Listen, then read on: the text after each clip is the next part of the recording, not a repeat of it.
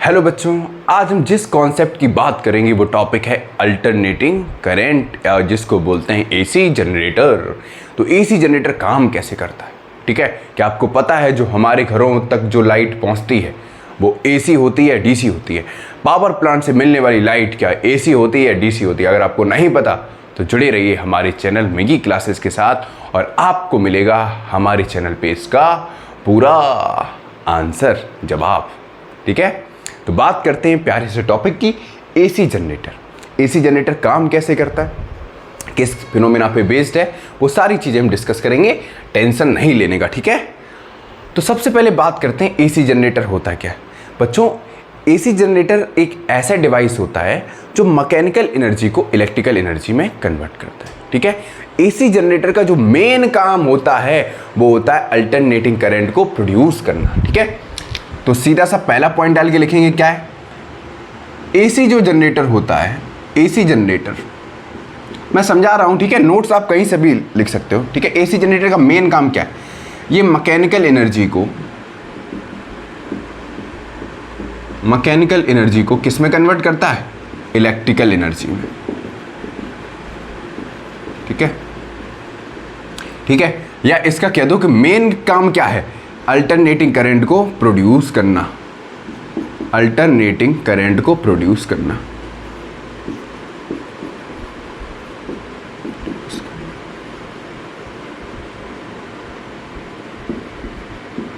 समझ में आया? ये क्या है, इसका मेन काम है। सेकंड, ये किस फिनोमेना पर बेस्ड है? तो ये बच्चों बेस्ड है इलेक्ट्रोमैग्नेटिक इंडक्शन पर। अभी बात करेंगे होता क्या है, इलेक्ट्रोमैग्नेटिक इंडक्शन पर बेस्ड है, ठीक है? थर्ड पॉइंट क्या है बच्चों, ये टाइम के साथ अपनी डायरेक्शन को क्या करता है, चेंज करता है, ठीक है?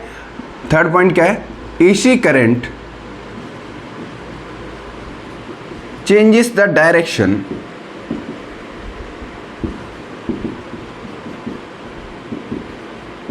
With time.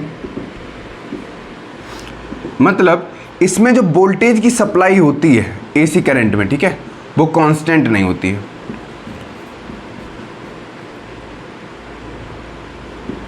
वेरीज लिख लो, ठीक है? अभी सॉरी, फोर्थ पॉइंट है ये। हम बहुत ज़्यादा भी पॉइंट की मतलब बात नहीं करेंगे, हम बात कर रहे हैं सिर्फ एसी जनरेटर। मतलब एसी जनरेटर अल्टरनेटिंग करंट बनाता क्या, कैसे, ठीक है? कौन कौन से कंपोनेंट्स हैं, वर्किंग क्या है, वो सारी चीज़ें हम सिर्फ सरल तरीके से समझने वाले हैं, ठीक है? यहाँ तक समझ में आ गया? तो ठीक है, आगे बढ़ते हैं।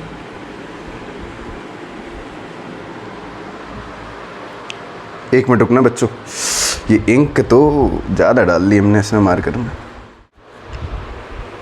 बच्चों यहाँ तक समझ में आ गया, ठीक? मतलब AC current changes the direction with time, यहाँ तक तो हो गया। हाथों में इंक लग गई, ठीक है? अब बात करते हैं, ठीक है? अब बच्चों बेसिक प्रिंसिपल की बात करते हैं। बेसिक प्रिंसिपल क्या है बच्चों? तो बेसिक प्रिंसिपल क्या है, ऐसे समझो, मैंने तुम्हें बता दिया ये कौन से फिनोमेना पे बेस्ड है, इलेक्ट्रोमैग्नेटिक इंडक्शन पर। मतलब जब कोई कंडक्टर को या कॉइल को, ठीक है, जब कोई कंडक्टर या करंट के कोई ऐसे समझो, जब कोई कंडक्टर को या करंट कैरिंग कॉइल को मैग्नेटिक फील्ड के अंदर, ठीक है, रोटेट करते हैं या ले जाते हैं, ठीक है? जब कोई करंट कैरिंग कॉइल को या कंडक्टर को मैग्नेटिक फील्ड के अंदर पास करते, ठीक है, तो वहाँ पर करंट इंड्यूस होता है, ठीक? जब करंट इंड्यूस होता है तो इसी फिनोमेना को हम बोलते हैं Faraday's law of electromagnetic induction. बात समझ में आ गई? क्या बोलेंगे, सीधा बोलेंगे, जब कोई करंट कैरिंग वायर को मैग्नेटिक फील्ड के अंदर पास करते हैं तो वहाँ पर करंट इंड्यूस होता है और इसी प्रोसेस को हम बोलते हैं Faraday's law of electromagnetic induction, जो हम नेक्स्ट वीडियो में पूरा Faraday's law of electromagnetic induction को डिटेल में समझेंगे। बात यहाँ तक समझ में आई? ठीक, क्लियर हो गया? तो बेसिक प्रिंसिपल क्या है? अरे यार ये इंक तो परेशान। मतलब जब करंट कैरिंग कॉइल, ठीक है, करंट कैरिंग कॉइल को क्या करते हैं, करंट कैरिंग कॉइल को हम कहाँ से पास कराते हैं, मैग्नेटिक फील्ड से, मैग्नेटिक फील्ड से पास कराते हैं, तो वहाँ पर क्या होता है बच्चों, करंट इंड्यूस होता है, ठीक है?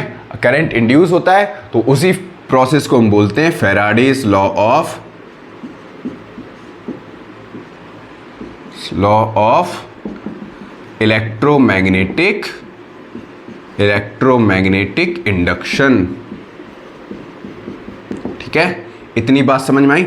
अब एसी जनरेटर का अगर आपके पास डायग्राम है तो आप लोग अपनी किताब खोल के बैठ जाओ और मैं आपको समझा रहा हूं कि डायग्राम में काम कैसे करता है। देखो, सबसे पहले बात करते हैं, यहां पे देखो, components of AC generator, components of AC generator. देखो बच्चों, कंपोनेंट्स में क्या है बच्चों, सबसे पहले जो पहला है वो है आर्मेचर कॉइल। आर्मेचर होता ना, आर्मेचर कॉइल, चेक कर लेना स्पेलिंग, ठीक है। अच्छा, होता कैसे, देखो ऐसे, देखो ये आसपास दो परमानेंट मैग्नेट लगी होती हैं ऐसे, ठीक है, नॉर्थ साउथ। यहां पर आर्मेचर कॉइल प्रेस होती है ऐसे, ठीक है, और यहां पर लगी होती है स्लिप रिंग्स और ये कनेक्ट होती हैं ब्रशेस से, ठीक है, और यहां पर लगी होती फाइनल सोर्स में, यहां पर क्या नाम है, बैटरी, ठीक है। यहाँ बल्ब भी लगा दो, बल्ब क्या करेगा, ग्लो करेगा, और यहाँ पर लगी होती है ये बैटरी, ठीक है, पावर सप्लाई। यहाँ पर हैंडल होता है। जो ये आर्मेचर कॉइल है ये, ठीक है, ये मेनली कॉपर वायर से बनी होती है। किससे बनी होती है, कॉपर वायर से, मतलब कॉपर वायर से बाइंडिंग होती है, ठीक है। तो सबसे पहले बात करते हैं आर्मेचर कॉइल क्या होता है। देखो, आर्मेचर कॉइल दो मैग्नेटिक फील्ड, मतलब सॉरी, स्ट्रॉन्ग मैग्नेटिक फील्ड के अंदर प्लेस होती है, ठीक है। और ये आर्मेचर कॉइल किससे बनी होती है, कॉपर वायर से, ठीक है। इसकी बाइंडिंग हम किससे करते हैं, कॉपर वायर से, ठीक। तो जब ये आर्मेचर कॉइल मैग्नेटिक फील्ड के अंदर रोटेट करता है, ठीक है, तो रोटेट करने पे यहाँ पर क्या बनता है, करंट बनता है। समझ में आया, क्लियर हो गया। और फाइनली वो स्लिप रिंग की मदद से, ब्रशेस की मदद से एक्सटर्नल सोर्स तक वो करंट क्या करता है, पहुंचता है। वो धीमी धीमी आगे बात करेंगे। इतना समझ में आया। आपके पास डायग्राम होगा, डायग्राम में देखो, एक मिनट रुकना बच्चों, समझ में आ गया, क्लियर हो गया। डायग्राम देखो, मैं क्या बोल रहा हूं, ये जो वायर आप देख रहे हो ये है एक आर्मेचर कॉइल, ठीक है। ये आर्मेचर कॉइल क्या करती है, घूमती है, ऐसे ऐसे घूमती है। कैसे बताऊं,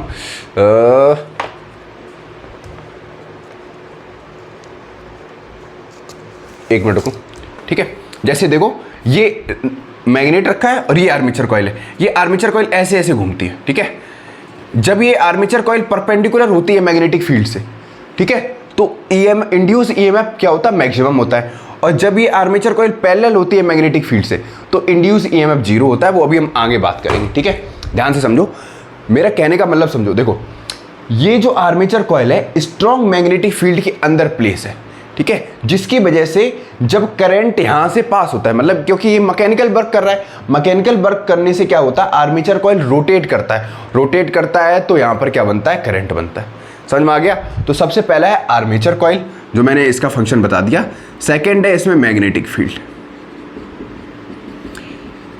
देखो, है तो बहुत डीप में, अभी इलेक्ट्रिक मोटर वाला टॉपिक अगर तुम्हें समझाएंगे तब तुम्हें समझ में आएगा कि इसके अंदर भी बहुत सारे फंक्शंस होते हैं, ठीक। तो अब मैग्नेटिक फील्ड क्या है, देखो, इस आर्मेचर कॉइल के आसपास एक स्ट्रॉन्ग मैग्नेटिक फोर्स क्रिएट किया जाता है। वो कैसे होगा, तो यहां पर दो परमानेंट मैग्नेट लगा दो, ठीक है। यहां पर क्या करते हैं, एक परमानेंट मैग्नेट लगा देते हैं। परमानेंट मैग्नेट क्या करता है, इसके आर्मेचर कॉइल के आसपास स्ट्रॉन्ग मैग्नेटिक फील्ड क्रिएट करता है, जिसकी वजह से जो करंट होता है वो भी ज़्यादा बढ़ जाता है। समझ में, क्योंकि लगातार ये क्या करेगा, ज़्यादा तेज़ी से घूमेगा, जितना स्पीड से ये घूमेगा उतना ही ज़्यादा करंट क्या होगा, इंड्यूस होगा। समझ में आया, क्लियर हो गया, कोई दिक्कत। थर्ड बच्चों है स्लिप रिंग्स। स्लिप रिंग्स क्या होते हैं, स्लिप रिंग्स बच्चों यहां लगी होती है, रोटेटिंग पार्ट होते हैं, ठीक है। स्लिप रिंग के दोनों एंड कंडक्टर से जुड़े होते हैं। कंडक्टर मतलब वायर से कनेक्ट होते हैं, ठीक है। स्लिप रिंग के अंदर क्या होता है, वायर जाता है जो फाइनली एक्सटर्नल सोर्स बैटरी तक कनेक्ट होता है। समझ में आया। ताकि स्लिप रिंग क्या करते हैं, जब ये आर्मेचर कॉइल घूमता है, ठीक है, तो स्लिप रिंग अंदर है, जैसे इसके अंदर वायर है, ठीक है। अगर हम स्लिप रिंग नहीं लगाएंगे तो जो वायर है वो आपस में क्या हो जाएंगे, क्रॉस करेंगे, और क्रॉस करने पे वायर क्या हो जाएंगे, टूट जाएंगे।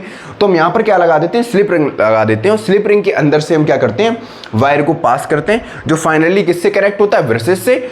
और करंट हमको इंटरनल सोर्स से कहाँ जाता है, एक्सटर्नल सोर्स तक। मतलब स्लिप रिंग की मदद से करंट जो है वो बाहर निकलता है। समझ में आया, क्लियर हो गया, कोई दिक्कत। फोर्थ है बच्चों ब्रशेस। ब्रशेस का काम क्या है? देखो ब्रशेस जो होते हैं बच्चों यहाँ पर लगे होते हैं, ये स्टेशनरी पार्ट होते हैं, ठीक है। इस रीजन में ब्रशेस लगे होते हैं, ये स्टेशनरी पार्ट होते हैं, ठीक है। लेकिन ये कनेक्ट किससे होते हैं? स्लिप रिंग से। इनका काम ये है कि जो भी स्लिप रिंग से करंट पास हो रहा है, ठीक है, वो ब्रशेस की मदद से एक्सटर्नल सोर्स तक, मतलब आउटपुट तक क्या होता है, हमको पहुंचाने का काम करता है। समझ में आया? ब्रशेस क्या करते हैं? स्लिप रिंग की मदद से एक्सटर्नल सोर्स मतलब आउटर पॉइंट तक करंट पहुंचाने का काम करते हैं। ये तो हो गया कंपोनेंट्स ऑफ एसी जनरेटर। इतना नोट करो अगर कुछ नोट करना हो तो, वरना याद रखो। एक मिनट रुकना, गर्मी बहुत है बच्चों। क्लियर हो गया? इधर वाला अगर कुछ नोट करना चाहो नोट कर लो, फिर आगे बढ़ते हैं। नोट हुआ? रब करें? ठीक है।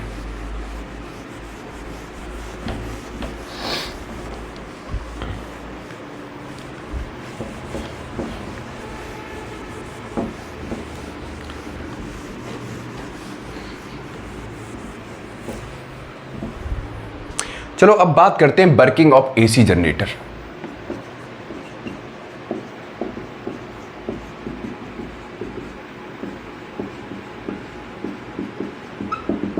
तो सबसे पहला जो पॉइंट है वो है आर्मेचर रोटेशन। आर्मेचर स्पेलिंग देख लेना, रोटेशन, ठीक है।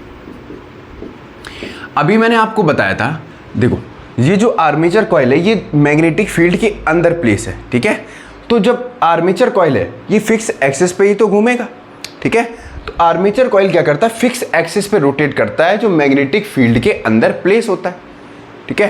तो जब मैग्नेटिक फील्ड के साथ ये जो कॉइल रोटेट करता है, ठीक है, तो जो कॉइल है वो मैग्नेटिक फील्ड को क्या करता है? कट करता है, ठीक है। मैग्नेटिक फील्ड को क्या करता है? कट करता है। क्योंकि जब कॉइल परपेंडिकुलर होता है, जब आर्मेचर कॉइल मैग्नेटिक फील्ड के परपेंडिकुलर होता है, ठीक है, तो ईएमएफ का वैल्यू मैक्सिमम होता है। और जैसे ही आर्मेचर कॉइल पैरेलल आ जाता है किसके? मैग्नेटिक फील्ड के, ठीक है, तो वहां पर ईएमएफ का वैल्यू क्या हो जाता है? जीरो हो जाता है। वो आगे बताने वाले हैं, ठीक है। क्लियर हो गया? तो क्लियर, पहला पॉइंट क्या है? Armature rotation. और दूसरा पॉइंट है बच्चों इंड्यूस ईएमएफ। ईएमएफ का मतलब क्या होता है बच्चों? इलेक्ट्रोमोटिव फोर्स या इलेक्ट्रोमैग्नेटिक फोर्स। क्या होता है? ठीक है, इलेक्ट्रोमोटिव फोर्स भी कह दो या इलेक्ट्रोमैग्नेटिक फोर्स भी बोल दो। समझ में आया? अब इंड्यूस ईएमएफ का मतलब क्या है? देखो यहां पर समझो, तुम्हें ये पता है ये कॉइल कहां प्लेस है? मैग्नेटिक फील्ड के अंदर। जब ये कॉइल घूमता है तो करंट इंड्यूस होता है, यही बात है ना। ये कॉइल कहां प्लेस है? मैग्नेटिक फील्ड के अंदर। जब ये कॉइल क्या करेगा? घूमेगा, तो ईएमएफ इंड्यूस होगा। जब ईएमएफ इंड्यूस होगा, ध्यान से सुनना, जब ईएमएफ क्या करता है? इंड्यूस होता है, तो जो ईएमएफ का वैल्यू है और डायरेक्शन है वो करंट के कॉइल के ओरिएंटेशन पे डिपेंड करता है।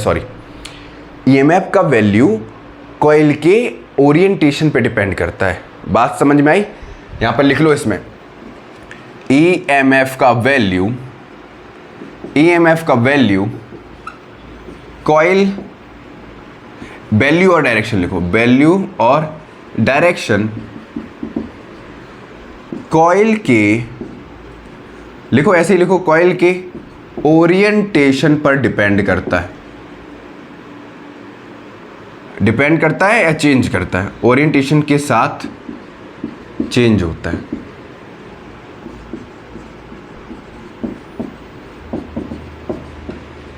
फिर से मैं बताना चाहूंगा, देखो ध्यान से सुनो, मैंने क्या कहा? ये कॉइल जब घूमेगा, क्योंकि मैग्नेटिक फील्ड लगातार मिल रहा है, ठीक, जब ये कॉइल क्या करता है? मैग्नेटिक फील्ड के अंदर क्या करता है? घूमता है। तो घूमने से यहां पर इंड्यूस ईएमएफ हमको ऑब्टेंड होता है, मतलब इंड्यूस करंट हमको ऑब्टेंड होता है। जब करंट ऑब्टेंड होता है तो जो ईएमएफ का वैल्यू है और डायरेक्शन है वो कॉइल के ओरिएंटेशन के साथ चेंज होता है। बात पेजे में घुस गई? कोई तकलीफ? ठीक है। अब बात करते हैं alternating current production, alternating current के प्रोडक्शन के बारे में जो मैंने अभी बताया था।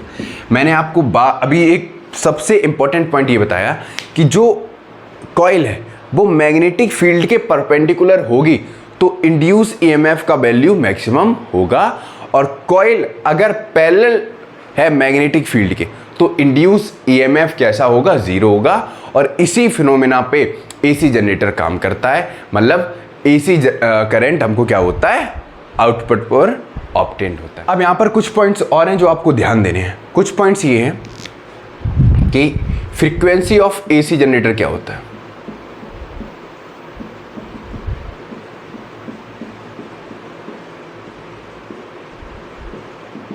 देखो बच्चों, फ्रीक्वेंसी ऑफ एसी जनरेटर का मतलब ये है कि कॉइल ने, करंट ने अपनी डायरेक्शन कितनी बार चेंज की। जितनी बार करंट अपनी डायरेक्शन चेंज करेगा फ्रीक्वेंसी भी क्या होगी, चेंज होगी। समझ में आया? कोई दिक्कत? मतलब जितना कॉइल तेजी से घूमेगा उसकी फ्रीक्वेंसी उतनी ही ज़्यादा होगी। आई बात समझ में? क्लियर हो गया? दूसरा जो पॉइंट है, एम्पलीट्यूड ऑफ ईएमएफ। मतलब क्या है बच्चों, बड़ा अच्छे से समझाएंगे। देखो, जो इंड्यूस ईएमएफ का मैक्सिमम वैल्यू है वही एम्पलीट्यूड कहलाता है। मतलब जो एम्पलीट्यूड है, वो दो फैक्टर पर डिपेंड करता है। पहला, स्पीड ऑफ आर्मेचर कॉइल, दूसरा मैग्नेटिक फील्ड स्ट्रेंथ पे।